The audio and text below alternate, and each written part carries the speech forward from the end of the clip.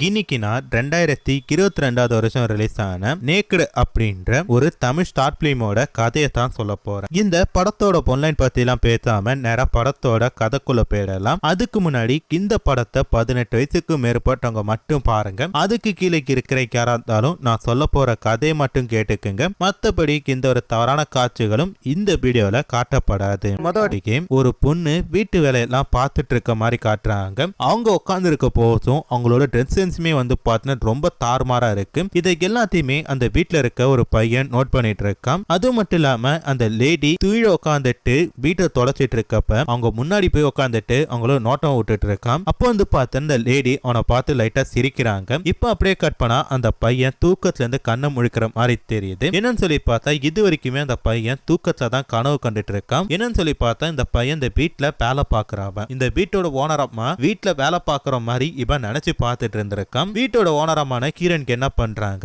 அவங்க ஹஸ்பண்ட் கிட்ட சண்டை போட்டுட்டு இருக்காங்க. என்னன்னு சொல்லி பார்த்தா இவங்க ரெண்டு பேருமே அடிக்கடி வீட்டுல சண்டை போட்டு தான் இருப்பாங்களாம். இப்ப ஏதோ ஒரு புதுசா ஒரு சண்டை அப்படின்ற மாதிரி சொல்லிட்டு இவங்க ரெண்டு பேரும் சண்டை போட்டுட்டு இருக்காங்க. இதை எல்லாத்தையுமே வந்து பார்த்தீங்கன்னா அந்த பையன் கிச்சன்ல இருந்து கேட்டுட்டு இருக்கான். அது மட்டும் இல்லாம நான் வீட்டுக்கு இன்னைக்கு லேட்டா தான் வருவேன், ஒரு முக்கியமான மீட்டிங் இருக்கு அப்படின்னு சொல்லிட்டு அந்த ஹஸ்பண்ட் அந்த இடத்த விட்டு போறாரு. ஆறு போனக்கு அடுத்து கீரன் வந்து பார்த்தீங்கன்னா டிவி பார்த்துட்டு இருக்காங்க. அப்படி பார்த்துட்டு இருக்கப்ப அந்த பையன் என்ன பண்றான், மறைஞ்சிருந்து இவங்களே நோட் பண்ணிட்டு இருக்கான். அதுக்கடுத்து இவங்க முன்னாடி போய் உட்காந்துட்டு சில வேலை பண்ணிட்டு இருக்கான். அதுக்கடுத்து கீரனுக்கு என்ன பண்றாங்க, நேரம் அவங்களோட பெட்ரூம் குள்ள போறாங்க. பெட்ரூம் குள்ள போயிட்டு கதவை சாத்திட்டு சுத்தி முத்தி பார்த்துட்டு அவங்களோட புடவையை கைட்டி போட்டுட்டு நேரா டாய்லெட் குள்ள போறாங்க. அங்க போன கடுத்தது கை கால் மூஞ்சிக்கு எல்லாத்தையுமே வந்து பார்த்தா கழுதிட்டு இருக்காங்க. அப்படி கழுவி முடிச்சதும் திடீர்னு வந்து பார்த்தா தன்னோட ட்ரெஸ் ஆட்டி கைட்டி போட்டு நேக்கடா நிக்கிறாங்க. அப்போ வந்து பார்த்தா அந்த பையன் கீரனோட ரூம் குள்ள வந்துட்டு சுத்தம் பண்ணிட்டு இருக்கான் வேலைக்காரன். ஆனா இது ஹீரனுக்கும் தெரியாது இவங்க இந்த மாதிரி ட்ரெஸ் இல்லாம இருப்பாங்க அப்படின்ட்டு அந்த பையனுக்குமே தெரியாது. அப்போ வந்து பார்த்துட்டு இவங்க டக்குன்னு வெளில வராங்க. அதை பார்த்துட்டு அவன் பயந்து அடிச்சுட்டு ஓடிட்டான். இது ஹீரோனுக்கு ஒண்ணுமே புரியல, என்னடா நடக்குது அப்படின்னு சொல்லிட்டு ஒரு நிமிஷம் யோசிச்சு பார்த்துட்டு அப்புறம் என்ன பண்றாங்க, சரி பரவாயில்ல அப்படின்னு சொல்லிட்டு அப்படியே வீட்டுக்குள்ள நடந்து போயிட்டு இருக்காங்க. அதுக்கடுத்து வந்து பார்த்தா அந்த பையனோட மூஞ்சில கூட இவங்க முழிக்கல, அவனும் இவங்க மூஞ்ச பாக்குறதுக்கு கூச்சப்பட்டுட்டு இருக்கான். அதுக்கடுத்து அவங்க வீட்டுக்கார் கால் பண்ணிட்டு நான் வீட்டுக்கு வரேன் சாப்பாடு ரெடி பண்ண அப்படின்ற மாதிரி சொல்றாரு. சரிட்டு அப்படின்ட்டு ஹீரோன் காலை கட் பண்ணிட்டாங்க. அதுக்கடுத்து வந்து பார்த்தா சாப்பிடறதுக்காக எல்லாரும் உட்காந்துட்டு இருக்காங்க. அப்போ வந்து பார்த்தா சாப்பாடுல செம்ம உப்பா இருக்கு அப்படின்னு சொல்லிட்டு அந்த வேலைக்காரனை கூட்டு வச்சு திட்டிட்டு இருக்காங்க. ஏன்டா உனக்கு அறிவு கிடையாதா, ஏன் இந்த மாதிரிலாம் பண்ணிட்டு இருக்க,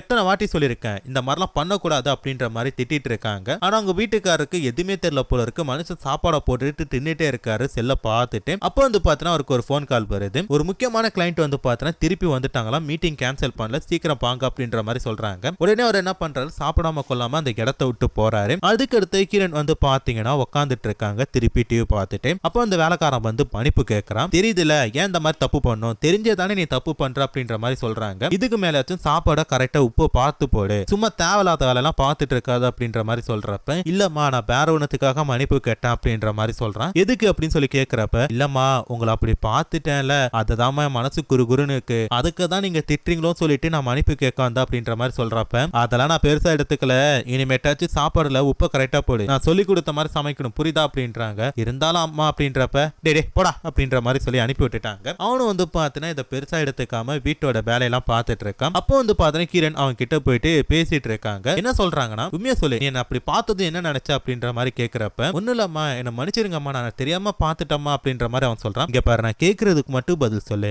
என்ன அப்படி பார்த்ததும் நீ என்ன பண்ண அப்படின்ற மாதிரி சொல்றப்ப ஒண்ணு இல்லாம பார்த்தது பகிர்ந்துச்சு உடனே ஓடி போயிட்டோம் அப்படின்ற மாதிரி சொல்றான். சரி என்ன இதுக்கு முன்னாடி நீ இந்த மாதிரி நினைச்சு பார்த்திருக்க அப்படின்னு சொல்லி கேட்கிறப்ப சொல்லுடா இந்த மாதிரி நினைச்சு பார்த்திருக்க அப்படின்றப்ப நினைச்சு பார்த்திருக்கேன் அப்படின்னும் போது இவங்களுக்கு கோவம் வந்துட்டு ஏய் அப்படின்ட்டு கத்துறாங்க. அம்மா அம்மா இல்லம்மா இல்லம்மா அப்படின்னும் போது நினைச்சிருக்கில்ல நினைச்சிருக்காமா எப்படி நல்லா இருக்கா எந்த மாதிரி நினைச்சு பார்த்திருக்க அப்படின்னு சொல்லி கேட்கறாங்க. இப்ப அம்மா ஒண்ணுமே புரியலமா அப்படின்ற மாதிரி சொல்றப்போ ஒரு விஷயத்த அவன் சொல்றான். என்னன்னு சொல்லி பாத்தீங்கன்னா என்னோட கணவரை பத்தி உனக்கு நல்லாவே தெரியும், அவர் வந்து பாத்தீங்கன்னா திருப்திப்படுத்த மாட்டாரு, இதனால நான் வெளியும் போக முடியாது, சோ நீ எனக்கு கிடைச்ச ஒரு ட்ரம்ப் கார்டு மாதிரி அப்படின்றாங்க. புரியல அப்படின்றப்ப நான் என்ன சொன்னாலும் நீ கேட்கணும், அதை மட்டும் நீ பண்ணா போதும் அப்படின்றாங்க. இப்போ அப்படியே கட் பண்ணா இவங்க ரெண்டு பேரும் வந்து பாத்தீங்கன்னா பெட்ரூம்குள்ள கொஞ்சம் அப்படி இப்படி இருக்காங்க. அப்ப வந்து பாத்தீங்கன்னா வீட்டோட கதவை திறந்துட்டு அவங்க ஹஸ்பண்ட் வீட்டுக்குள்ள வராரு. வீட்டுக்குள்ள வரும்போதே வந்து பாத்தீங்கன்னா ரெண்டு பேரும் முணங்குற சத்தம் தான் கேக்குது. என்னடா வினோதமான சத்தமா இருக்கே அப்படின்னு சொல்லிட்டு பெட்ரூம் கதவை திறந்து பாக்குறாரு. அங்க வந்து பாத்தீங்கன்னா வேலைக்காரனும் கீரனும் கொஞ்சம் அப்படி இப்படி இருக்காங்க. இந்த ஒரு விஷயத்த பார்த்தா செம்ம கடுப்பாயிட்டாரு. உடனே வந்து பாத்தீங்கன்னா கத்துறாரு. இதை பார்த்ததும் கீரன் வந்து செம்மையா பயந்துட்டாங்க. நேரா போயிட்டு கீரனை செப்புல காட்டி ஒரு அட்டி அடிக்கிறாரு. அவங்க அப்படியே நிலத்தர மாதிரி கீழே விழுறாங்க. உடனே என்ன பண்றான் அந்த வேலைக்காரன் இந்த இடத்தை விட்டு தப்பிச்சு ஓடிட்டு இருக்கான். அதுக்கு அடுத்து கீரனை வந்து பார்த்தோன்னா துரத்தி அடிக்கிறாரு. கீரன் வந்து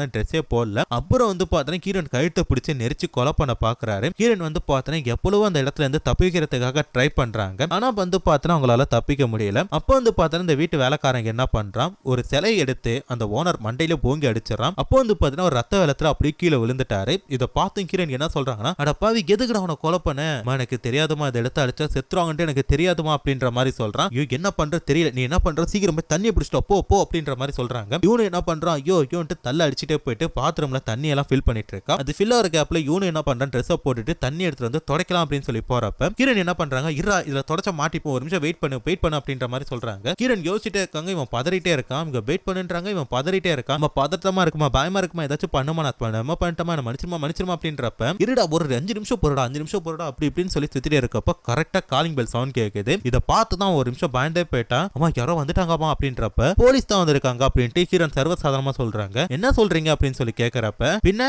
என்ன நினைச்சிட்டு இருக்க, நீ என்ன ரேப் பண்ணிட்டு என் புருஷனை கொலை பண்ணிட்ட, அப்படிதான் நான் போலீஸ்க்கு கம்ப்ளைண்ட் பண்ணேன், நான் தான் வர சொன்னேன் அப்படின்ற மாதிரி சொல்றாங்க. நீ தண்ணி பிடிக்க போன கேப்ல நான் போலீஸ் கிட்ட போன் பண்ணி இந்த மாதிரி மாட்டி விட்டேன் அப்படின்றாங்க. இது அவனுக்கு ஒண்ணுமே புரியல, ஏன் இப்படி பண்ணீங்க அப்படின்னு சொல்லி கேட்கறப்ப, பின்ன என் புருஷனுக்கு வந்து பார்த்தா ஏகப்பட்ட சொத்து இருக்கு, அவன் செத்ததுக்கு அடுத்தது அந்த சொத்துல இப்ப எனக்கு தான் வரப்போகுது, இவ்வளவு சொத்தையும் வச்சுட்டு நான் உன் கூட இருப்பேன்னு நினைச்சியா, அதான் உன்னை மாட்டி விட்டுட்டு இப்ப இந்த சொத்தெல்லாம் எடுத்துட்டு நான் போறேன் அப்படின்ற மாதிரி சொல்றாங்க. உனக்கு கடைசியா ஒரு சான்ஸ் தரேன் அப்படின்ற மாதிரி சொல்ல கரெக்டா வந்து பாத்தீங்கன்னா வெளில போலீஸ்காரங்களும் கதவை தட்டிட்டு இருக்காங்க. என்னமா சீக்கிரம் சொல்லுங்கம்மா அப்படின்றப்ப, இந்த இடத்தை விட்டு பின்பக்கமா தப்பிச்சு போயிடு, போலீஸ்காரங்க கிட்ட நீ வந்த என்ன ரேப் பண்ண பார்த்த, என் புருஷன் தடுக்க பார்த்தாரு, கொலை பண்ண, இப்படிதான் சொல்லியிருக்கேன், இதையே நான் மெயின்டைன் பண்ணிக்கிறேன், இந்த இடத்தை விட்டு போயிடு அப்படின்ற மாதிரி சொல்றாங்க. இருந்தாலும் போமா ஹீரோயின் ஒரு மாதிரி பார்த்துட்டு இருக்கேன், என்னடா பார்த்துட்டு இருக்க, பொரியல போலீஸ்காரங்க கிட்ட மாட்டி சாவரி அப்படின்ற மாதிரி சொல்றப்ப அவன் என்ன பண்றான், அந்த இடத்தை விட்டு தப்பிச்சு போறான். கரெக்டா வந்து பாத்தீங்கன்னா போலீஸ்காரங்களும் வீட்டுக்குள்ள வராங்க. வந்த உடனே ஹீரோயின் என்ன பண்றாங்க, ஐயா இந்த மாதிரி என்ன ரேப் பண்ண பார்த்தாயா, என் புருஷன் தடுக்க போனாரு, அவரை கொலை பண்ணிட்டாயா அப்படின்ற மாதிரி சொல்லிட்டு கண்ணீர் விட்டு அழுகுறாங்க. உடனே அவங்க புருஷன் பணத்தையும் எழுப்பி பாக்குறாங்க, அவரும் செத்து போயிட்டாரு, எப்படி எந்திரிப்பாரு, அப்படியே ஒரு பச்சை ஒரு நடிப்பு நடிக்கிறாங்க. அதுக்கடுத்து வந்து பாத்தீங்கன்னா இந்த படத்தோட கதையை முடிச்சிட்டாங்க. சோ கண்டிப்பா இந்த படத்தோட கதை உங்களுக்கு பிடிச்சிருக்கும் சொல்லி நினைக்கிறேன். நீங்க யார வேணா நம்புங்க, கண்டிப்பா இந்த மாதிரி ஆன்டி எல்லாம் நம்பாதீங்க அப்படின்றக்காக தான் இந்த படத்தை எடுத்து வச்சிருக்காங்கன்னு சொல்லி நினைக்கிறேன். இந்த மாதிரி படங்களோட கதைகளை தொடர்ந்து கேட்கறதுக்கும் உங்களுக்கு ஏதாச்சும் ஒரு படம் பிடிச்சிருக்குன்னா அதை கமெண்ட்ல சொல்லுங்க, அதை பத்தி நம்ம அடுத்த வீடியோல பேசலாம். சோ அதுக்கடுத்து ஒரு சூப்பரான வீடியோல பாக்குறேன். அது வரைக்கும் டாடா பை பை.